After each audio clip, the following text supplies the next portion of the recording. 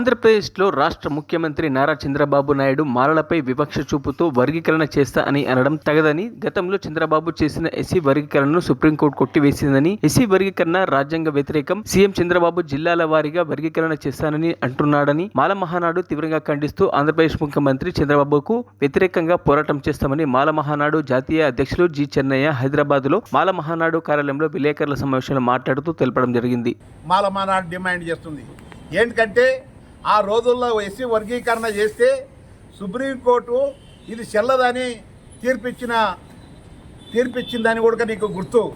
ఆ గుర్తుండి మాలలు చంద్రబాబు నాయుడు ఓడించిన గతి కూడా నీకు గుర్తుంది.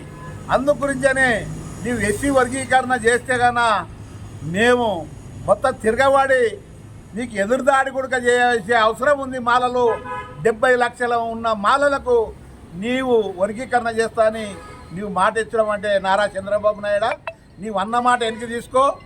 వర్గీకరణ కాదు, వర్గీకరణ చేస్తాను వాళ్ళు ఎంతోమంది అయిపోయిండ్రు. నీవు ఇంకా వర్గీకరణ చేస్తా అంటే కన్నా బాగుండదు.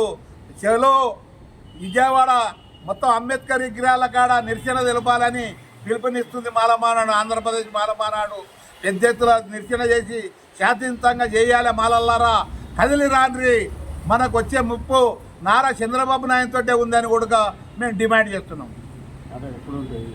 రేపు 10 గంటల నుండి నిరసనలు తెలుపుతాం. అంబేద్కర్ విగ్రహాల కాడ నిరసనలు తెలిపి నారా చంద్రబాబు నాయుడికి గుణపాఠం చెప్పే రోజులు వస్తున్నాయని కూడా మేము మనం చెప్తున్నాం. ఆంధ్రకు మొత్తం కమిటీకి ఫోన్లు చేసి మొత్తం రాయలసీమ కానీ మన కడప కానీ అదేవిధంగా విజయవాడ కానీ విశాఖపట్నం మొత్తం అందరితోటి మాట్లాడి మొత్తం తీర్పిచ్చినాం. ఇవాళ అత్యవసర సమావేశంలో తీర్మానం చేసినాం అని కూడా మనం చేస్తున్నాం. మరిన్ని అప్డేట్స్ కోసం మా ఛానల్ని సబ్స్క్రైబ్ చేయండి.